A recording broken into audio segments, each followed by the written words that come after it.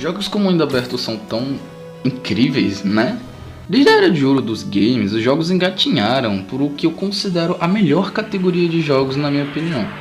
Os jogos considerados semi-abertos surgiram na década de 80 e 90. Um exemplo é The Legend of Zelda: A Link to the Past, que foi lançado em 1991 para Super Nintendo.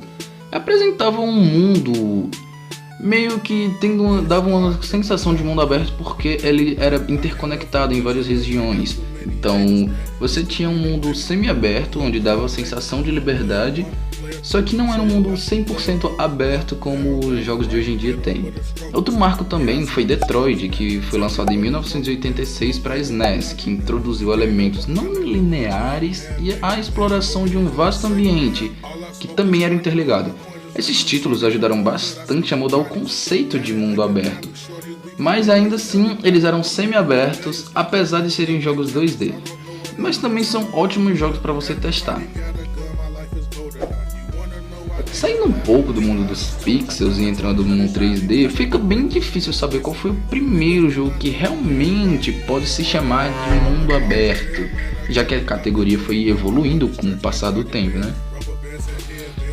E um jogo que eu joguei muito, onde era de mundo aberto realmente, foi o Spider-Man 3, que era um jogo de Play 2, mas eu passava bastante tempo sem fazer missões. Eu geralmente ia em alguma locadora, pagava pra fazer web swing pelas prédios aí. A sensação de liberdade que dava para andar no mundo aberto gigantesco era incrível, cara, incrível. Apesar de simples a Nova York, já que não tinha tantos detalhes naquela época, por ser um jogo de PlayStation 2, ainda assim é bastante ótimo jogar esse jogo, é sério, é bastante agradável. Como eu falei, eu joguei muito o jogo do Homem-Aranha simplesmente pra não fazer nada, sem fazer absolutamente nada. Eu só vagava pelas ruas, andava pelos prédios, soltava teia pelos prédios e ficava me balançando sem fazer muita coisa. Eu não ligava pra missão principal. Mas às vezes eu fazia as missões secundárias do jogo, que era tipo pegar um bandido, ou pegar o balão de uma criança, ou parar um assalto de uma loja, que também se encaixa na opção de pegar bandido, né? Mas eu sou meio burro. Agora, um jogo que é simplesmente venerado pela população brasileira é o nosso querido GTA San Andreas, que também eu fazia a mesma coisa. Eu nunca zerei o GTA San Andreas, eu nunca sequer passei da primeira missão dele. Esse jogo marcou uma geração inteira e ainda marca aqui pelo Brasil, onde nem todo mundo tem 3, 4 mil reais sobrando para conseguir um console da nova geração, né? Então as pessoas acabam recorrendo à velha guarda. Pra ser sincero, eu vim ter esse console, o PlayStation 2, ano passado, quando eu tinha 16 anos. Ano passado? Não, há 2 anos, quando eu tinha 16 anos. Agora eu tenho 18, eu me formei na escola e eu tô aqui fazendo vídeo pro YouTube. Quando eu era criança, geralmente eu ia nas locadoras, mas eu não jogava o GTA San Andreas original entre muitas aspas, já que era aquele craqueado que todo mundo sabe de onde é que vem.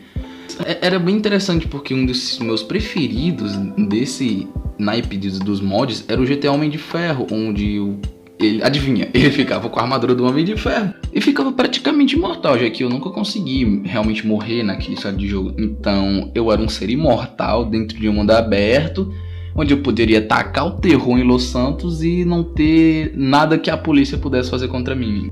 Ele também é outro jogo incrível, onde você começa na escola fazendo algumas missões, até um certo momento onde os portões da escola vão se abrir e você vai poder explorar o mundo. Eu me lembro que eu ia na casa de um amigo, cara, que eu ficava vendo ele jogar Bully, e desde corrida até lendas dentro do próprio jogo. Eu me lembro que tinha uma lenda que era uma casa, eu não sei se era uma casa assombrada, mas era uma casa de uma menina que tinha morrido, tinha histórico dela na escola, histórias sobre ela, sabe? Aí a gente pesquisava no YouTube, dava bastante medo, até porque a gente era criança também, né?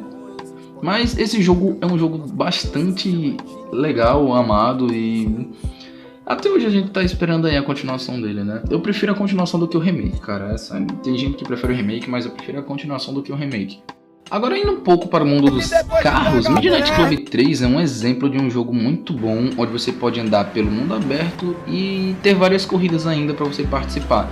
Mas esse aqui era um jogo que eu ficava mais meio a meio, onde eu, além de explorar o mundo aberto, claro, porque as missões também eram bastante divertidas, cara.